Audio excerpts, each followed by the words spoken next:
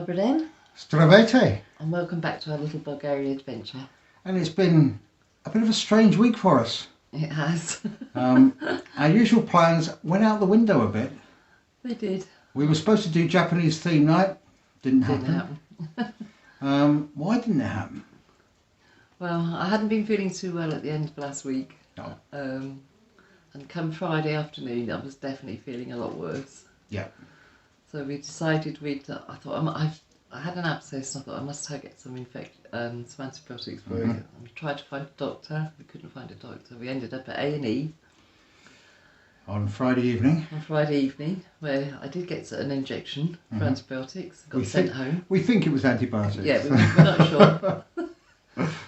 Got told to come back at 8 o'clock the following morning. Saturday morning. Having not eaten or drinking anything in the meantime. Which we did. And that resulted in what I can only describe as a horrifyingly wonderful experience. Yes, they admitted Lynne for surgery. Yeah, we had no idea that was going to happen. No.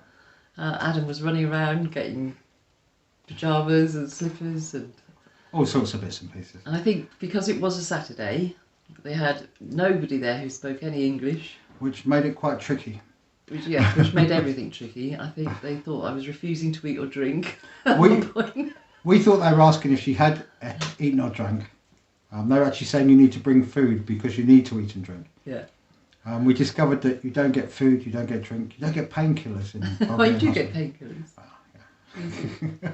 But maybe not in the same way that you would in the UK. So that was... I mean, the majority of the horrifying was really down to our lack of language. Yeah. And not down to anything other than that, was it? There are some marked differences, though, I think, you could safely say, between English hospital care and Bulgarian hospital care. But maybe not in the ways you'd expect. No. In terms of efficiency, they were fantastic. Everything ran on a schedule and ran like clockwork. Yeah, very everything impressive. happened immediately when they said it would. I was operated on the Saturday. Yeah. They very kindly let Adam stay with me till I came round, which was probably just as well because I think I was in a bit of a fragile state.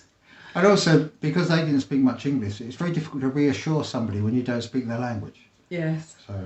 And I was in there till Wednesday? Yes. Every day it was, is she coming home today? Is she coming home today? And it wasn't happening. I was running in with supplies because, like we said, no food, no drink provided. There was no food or drink provided for you in hospital here in Bulgaria. You have to provide everything yourself. Yes. I did on the Monday morning. They obviously have a lot more staff in on the working week, and they did find an English-speaking doctor who made life a lot easier. Yeah. Who explained exactly what had happened to me, what they'd done, and what the prognosis was going to be. And I couldn't leave till they dressed the wound several times, and so I wasn't going to get out on the Monday like they said I might do on the Saturday. No, but I think that was more just to make me stay rather than... Yes, I think it was. I think they always knew I was going to be in there for 2 or 3 days at the very least. And as they turned out, Wednesday they let me come out. They did, which again was quite a strange thing. They wouldn't let Lynne go until she'd paid the bill. Well, it wasn't. I think it just came across like that in translation. It was a bit of a case of sort of like, well, today you can go home, but first your husband must come and we give him a ticket and then he goes somewhere else to another office. Very Bulgarian this. Yeah. Down to another floor, pays the bill there, then he comes back up, gets a receipt, comes back up, brings the receipt back to us. Yep. And then we let you go. And I think what they were saying was that I don't think they were threatening to keep me I think until Adam paid. But we found that on Monday I went into Targovisti and paid up to date on our health because we're now on the state health system. So we're now up to date with that. But we think we were covered by our e-hit card. Anyway. We think so. But they presented us a bill for 4 nights. It was 5 lev 80 per night, so 23 lev 20. The only charge we had to pay was for the room. Yeah. And as I say, the rooms compared to English hospitals probably leave quite a lot to be desired. But Possibly. in terms of your care while I was in there, I really couldn't fault it. No. They were very attentive. I got my antibiotic injections every day, on the dot almost of when they were supposed to happen. Yeah. They were cleaning the rooms 3 times a day. Yeah, so all very efficient, all very efficient. Yeah. And they solved, it does seem to have all cleared up. And yeah. So Wednesday they said I can come home, but I had to go back in this morning to get the wound redressed, and I have to go back in on Monday to get it redressed again. And then it's down to us to do that. And then hopefully the redressing, providing everything's clearing up as it should, which it is doing so far. Yeah. I'll be discharged, and that'll be the end of it. Absolutely. So yes, that was our change to our usual week. Yeah, poor old Adam was just running in and out in the car. Yes, I've and he wasn't allowed to stay or see me. Due to COVID restrictions, he couldn't visit. We kind of saw each other through the doorway, and I handed the stuff and. Yes, he was allowed to stand one side of the door, and I was the other while somebody stood in the middle and made sure we didn't touch. Yes, so that was that. But the nurses there and all the staff there were incredibly patient with me, considering I was more of a problem than they were, I think. But we now know what to expect if we ever have to do it again. Yeah, but, and they went out of their way to try and be helpful. By letting Adam come in and sit with me. Yeah. I don't think that. Yeah, I think that was just because they did feel so sorry for us. But it did show us that we should have been a bit more prepared. We should have known a bit more about how things work before we needed it. So if any advice we could give is find out where you're supposed to go, what you're supposed to do, get yourself a GP, make sure you're properly sorted out before you actually need it. Yeah, and it would always be handy to take a translator with you, which had it not been an emergency appointment, we could probably have sorted something 8 o'clock in the morning on a Saturday, we would have tried to sort something out, but we only know one translator, and we know she's always pretty busy on the weekends. So we thought we'd just do it without her. And we just thought, I don't know what we thought going in on Saturday morning. I think we thought we were going to go in and maybe they'd take a look at it and give us some more antibiotics. Off you go, see us in a week. But no. Maybe try and drain it and send us home. We had no idea. No idea I was going to be kept in and operated on. But which they didn't, in fairness, make any attempt to tell us that on the Friday night. No, I think they just wanted to make sure you came back. So. Yeah, I think maybe they were a bit worried I wouldn't come back if they told me that I had to be coming to hospital. I wasn't too keen on the idea to start with. So that's taken up most of our week. And other things that changed that were very different from the British system. If ever you've been in hospital in the UK, you know that they've got an obsession in the UK with taking all your vital signs. So you get your blood pressure taken and your SATs taken and I think I had one blood pressure test, one little ECG test just before the operation. Yeah. And what's the other thing they always do in hospital? Temperature. Yeah. Take your temperature. That was done once. And that was literally half an hour before my operation. After that was never done again for the whole of my stay. It's so odd after coming from England where they do that to you every 4 hours if you're on a stay in hospital. Or so it appears anyway. Or they try to do it every 4 hours, including in the middle of the night. Yeah. And they didn't do that at all here. So there are definitely marked differences. Yeah. You weren't treated in your room ever. You were always taken to a treatment room, which was, again, scrupulously clean. They all seemed incredibly professional. Yeah. And there was no hierarchy. No. There was none of these. They all seemed to work together as a team. They fully operated as a team. From cleaners up to surgeons. There was there seemed to be, you couldn't work out who was who. No. They were all prepared to listen to each other, all prepared to take each other's opinion into consideration. It was quite, it should be really reassuring, quite nice to watch actually, how they all work together. And I really have got nothing for praise for them.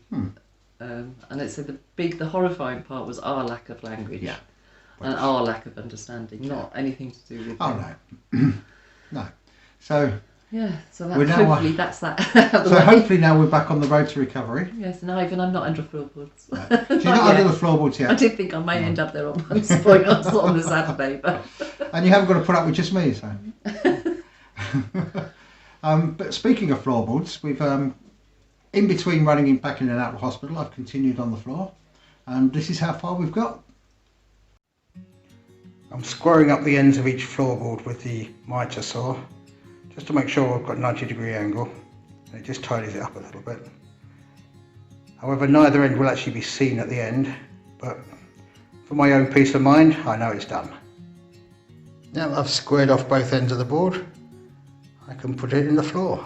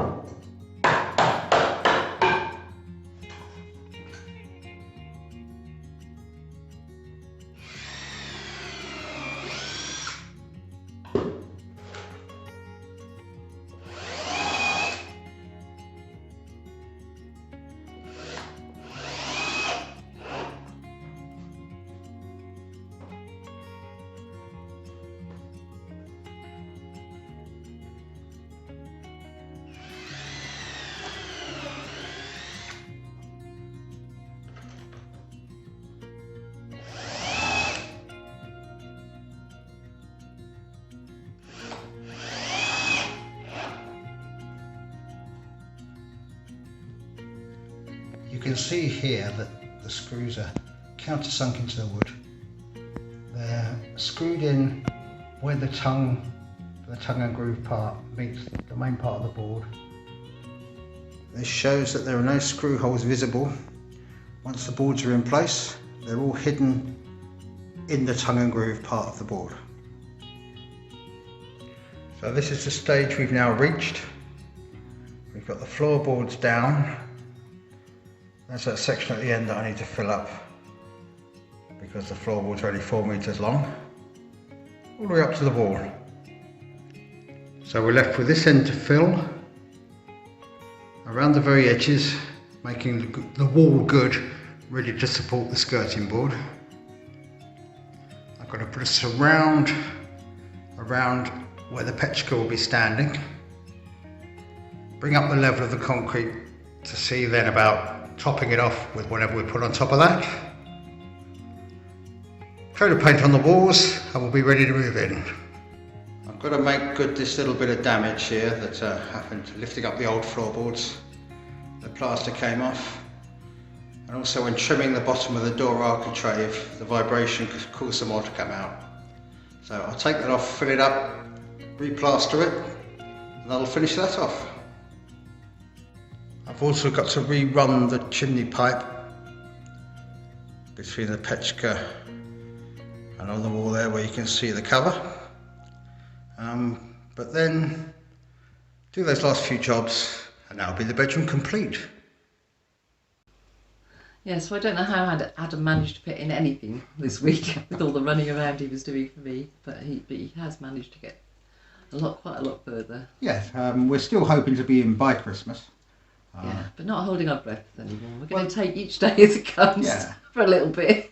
It's all about the treating, staining and drying processes. The actual work we can fit in time as long as stuff dries. Yeah, and our weather has taken a turn for the worse. We've had a very cold, miserable week. Yes, we're in the middle of a spell where for I think the next 5 days it doesn't get above 2 degrees. Yeah, that's a bit chilly. And we've had a few days of snow, but not as bad as they thought it was going to be. No, it hasn't settled. It's all gone now. It's green outside. It made me panic when I was in hospital and the snow would start in the morning, and I'd think, oh, he's not going to be able to get in. But no such trouble. But it does mean that things dry a bit slower, so we go a bit slower. I did ask my English-speaking doctor what happens to people who haven't got family or somebody to bring in food for them, and he just looked at me as if it was a complete. That couldn't possibly happen. No, everyone has family or a neighbour who can bring food in for them. And it was that's another amazing thing about here, that the number of people that end up in hospital in England that have no one to visit them or no one to go and see them certainly not on a single daily basis, absolutely. or even twice daily basis, depending what food you want to eat. Yeah. So that's quite amazing. And shows the community spirit they have here in Bulgaria. Ziggy's the other side of the kitchen window and wants to come in. She knows where the front door is. So that's, you can hear meowing in the background. That's what that is. Shh. Shush, Zig. Yeah, so theme nights will be taking a bit of a backseat until after Christmas. Yes, not really up to organising and shopping for all of that yet. No, so we'll just take it easy, get ourselves back into stride of things, and enjoy our Christmas. We'll be here on Christmas Eve for you anyway, so I don't know if that's good or a bad thing for you, but normal service has been resumed. So that's about it for us this week. Yeah, and thank you to everyone for all their good wishes. Yes, we had lots of people wishing Lynne well, get well soon. I do appreciate it. We both appreciate that. Thank you very much. Yeah. So until next week, Doskoro. Doskoro. Stay safe. And stay well. Take care. Bye-bye. Bye.